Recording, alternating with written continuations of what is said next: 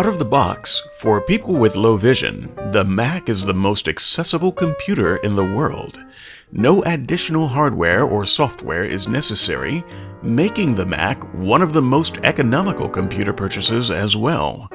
While many are familiar with VoiceOver, the Mac's built-in screen reader, they are less familiar with the plethora of features built in with low vision accessibility in mind. This video gives you more information on how to set up a Mac for low vision use. This video features a 27-inch iMac running the third beta of OS X Mavericks. All of these features are available in older versions of OS X, though they may be found in different places. For more information on this and anything else not covered in the video, fast forward to the end for contact information. Enjoy!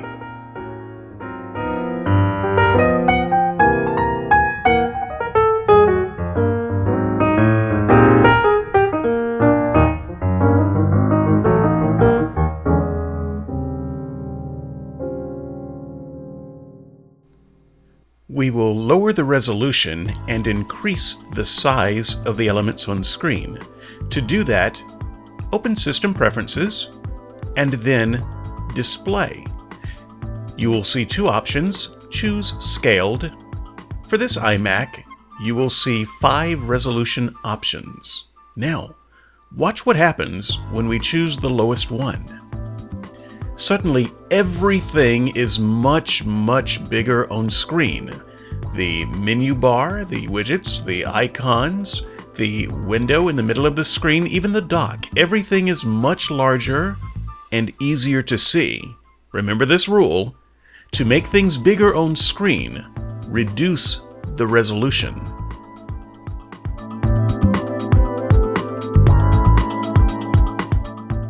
You can enlarge the mouse pointer by going into System Preferences and choosing Accessibility.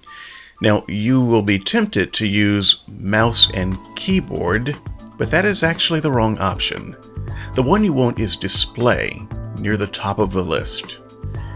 In the middle of that window, you will see a slider that indicates cursor size can be changed by moving the slider to the right.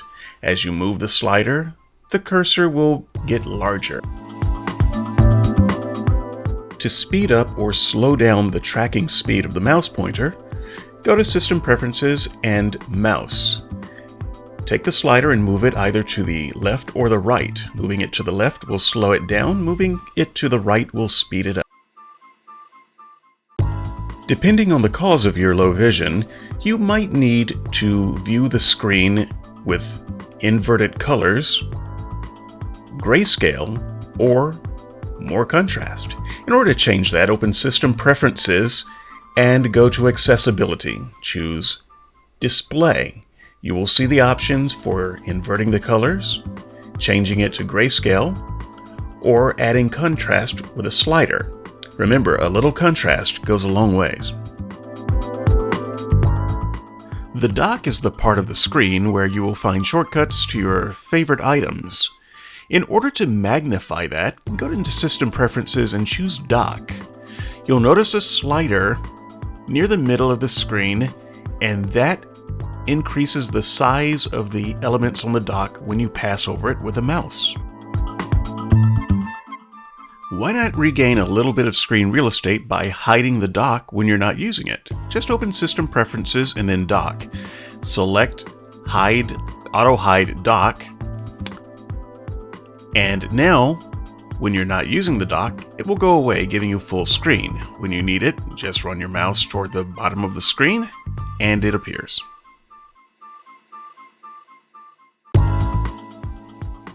We've changed everything except the size of the icons on the desktop. As you can see, they're still very small. In order to change that, go to the menu at the top of the screen, choose View, and then View Options. The very top option is a slider that increases the size of the icons. Beneath that is a slider that increases the space between the icons.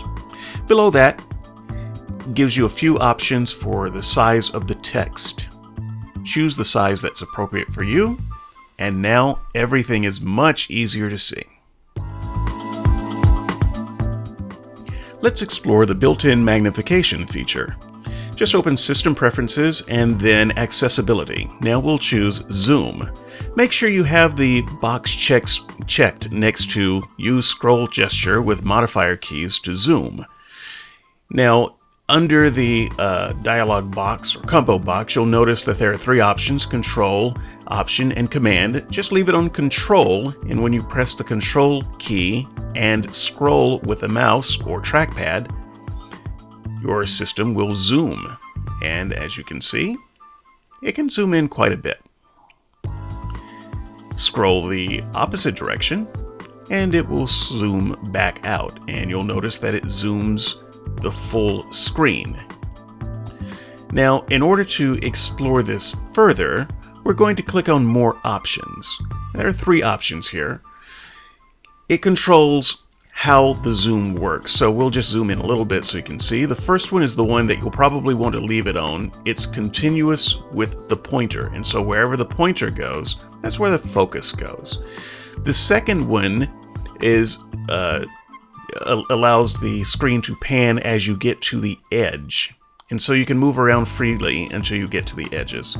The third one is a little bit confusing. It tries to keep the pointer in the center. Really, you'll just want to stick with the first one on that, but feel free to experiment with the other two. Next, we want to take a look at picture-in-picture magnification. You'll find it in the same place under Accessibility and then Zoom. Instead of full screen though, select picture-in-picture. Now when you do this, you'll notice a small square will appear. If you use Control and then the scroll gesture, you will adjust the zoom level within that square. It's equivalent to holding a small magnifier up to the screen and magnifying a small area wherever you move your mouse. This is one way to do it, but you're not limited by this size.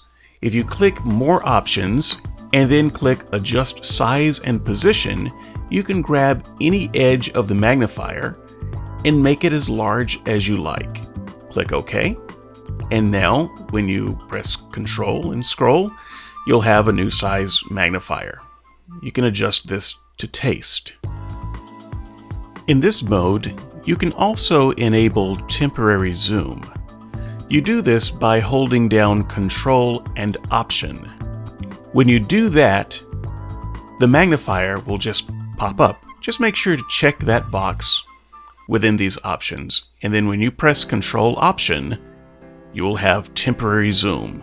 It's kind of like zoom on demand. Just hover your mouse over any element, press that key combination, and you'll get a quick magnifier.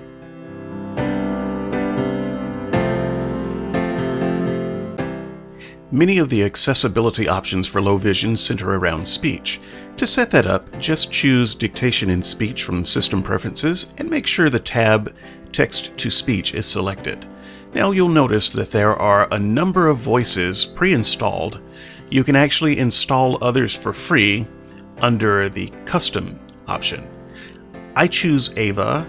I personally like that voice a lot, but you can select and sample any of the voices that are available or download others directly from this menu. Once you've selected your voice, you can set the speed, you can make it faster or slower, and you can click play to sample the voice that you've chosen. Now that we've selected a voice, let's put it to work. You can have any text spoken aloud that you select. Just go to the same menu you were at before in System Preferences and Dictation in Speech.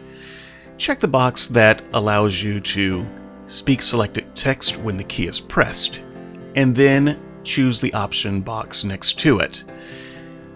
My preference is the Option key plus Z because of its location, and my fingers are always near it, but you can choose just about any combination of modifier keys and letter keys that you like. Once you make your selection, and you make the selection by just pressing the keys that you want to press. Now, whenever you select text, you can just press those keys and it will begin to speak in the voice that you've chosen.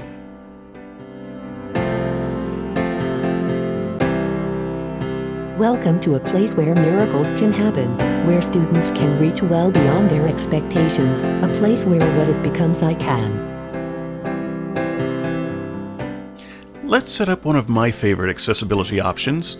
Return back to accessibility and zoom and picture in picture. Now, choose more options and then size and position. This time, let's size and position the magnifier for the entire screen and then click OK. Now then, we can check the button that allows it to speak text when it's zoomed in. You'll want to make sure that the slider is all the way to the left, and then as soon as you press the Control Option keys, whatever is under the cursor will speak. You don't have to select it. Just press Control Option and it will begin speaking. You can also take any selected text and save it as an audio file for later listening. To do this, just select any text. It can be short or long, it doesn't matter. Go to the menu, in this case it's the Safari menu, and choose Services. The first option is usually Add to iTunes as Spoken Track. You will get a dialog box with several options. The first option is to choose the voice. It defaults to Alex, but you can choose any voice you like. Give your track a name, and then you can decide where you want it to go. It defaults to music, but you can put it anywhere. I would leave it in music though, and that track will appear in iTunes under a special playlist called Spoken Text. You can even set it up so that it automatically goes to your iPod Touch, iPhone, or iPad. System alerts can be difficult to read, so instead of reading them, why not have them read aloud to you? Just go back to System Preferences and to Dictation and Speech. Under Text-to-Speech, make sure that the option is chosen to read System Alerts Aloud. The option next to that will allow you to choose the voice that you have your alerts read. Once again, I like Ava, but if you are familiar with iOS and perhaps have an iPhone or an iPad, you might like the Siri voice. Her name is Samantha. So you can choose whatever voice you like, and you can choose the amount of delay between the alert coming on screen and the time it's read. I actually have mine read instantly so that there's no delay. You can test the voice to make sure that it's exactly what you want, and when an alert comes, it will be read aloud. From the same place, you can, if you choose, set the time to be read aloud. It will take you to the date and time settings, and at the bottom, there is an option to have the time read aloud. You can choose what intervals you want the time to be read aloud.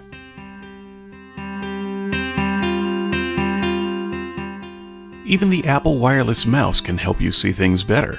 Just open up System Preferences and choose the mouse preferences. Make sure that Smart Zoom is selected. It probably is anyway. Now when you go to Safari and you want to zoom in on a particular element, just double tap the mouse anywhere on the mouse with a single button, and it will bring in that element closer to you. It will zoom in on that bit, whether it's a paragraph, whether it's a picture, whether it's a frame on the side of the screen, whatever you double tap on. Not click, but just double tap, and it will zoom in on that element. Perhaps it's a column. It's very useful.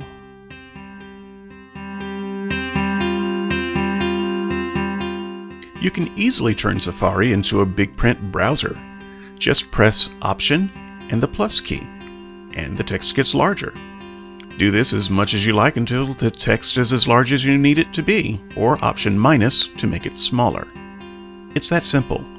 To set this up, all you have to do is go to the View menu and make sure that Zoom Text Only is selected. When you do that, Option plus makes everything bigger. Web pages can get rather cluttered. There are lots of things going on screen. You have banners, and menus, and frames.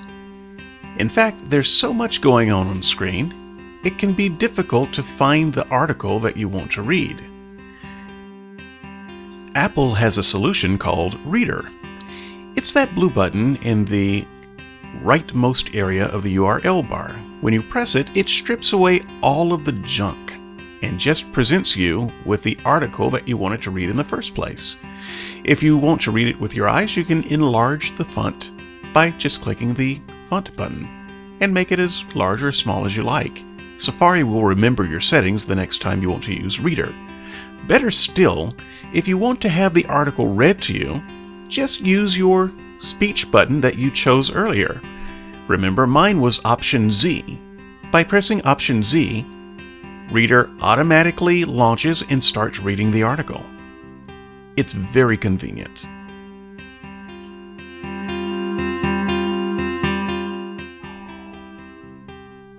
Here's a tip for enlarging your mail. As you can see, everything's kind of small, and this is probably the way your mail will look when you first start out. So if you'll just open Mail in Preferences and Appearances, you will see that there are options for changing the font face and font size of the mail list and the mail font.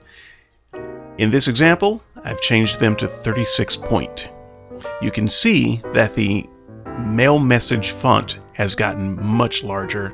It's much easier to read. But along the side, the mail list font is still small. You can change that too. All you have to do is open Mail in Preferences, and right next to Font is View. Select Classic View. And that will put the message list on top and make the fonts very large. And so now it's much easier to navigate and read your mail. Controlling clutter can be a major challenge, and it can cause a great deal of difficulty if you have low vision, because you can easily lose windows underneath other windows, forget they're there, and not be able to see the cues to know that they're there. Apple has several things built into the interface to help you deal with that issue. We're going to look at something called Expose.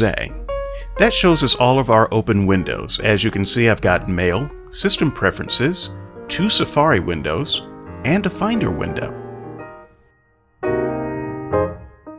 All of them are buried underneath the Safari window. You can use Alt-Tab, but there are limitations to that system. It still doesn't show you everything that's open. So Expose helps quite a bit, but with spaces, you can do even more. So I'm going to grab the Safari windows, bring it up to the top and drop it, do the same with the Mail window, and separate spaces have been created for those applications. Now I am using 2 fingers and I'm just swiping them across the top of my Apple wireless mouse, and we're switching between spaces. And so now no window is underneath any other window. Everything has its own space and its own place, and so things don't get lost. Now you'll notice I've got 2 Safari windows open, so those are still stacked up. In Safari, if you just go to Window and then merge all windows, you'll notice that those 2 windows now share different tabs, but they're in the same window. And so this way, you don't have a lot of windows that are opened up. You don't lose your place. It's very easy to see what's open and what you're working with at any given time. This has been an Adapt production. For more information on seminars or corporate training, contact David Johnson at the email address on screen.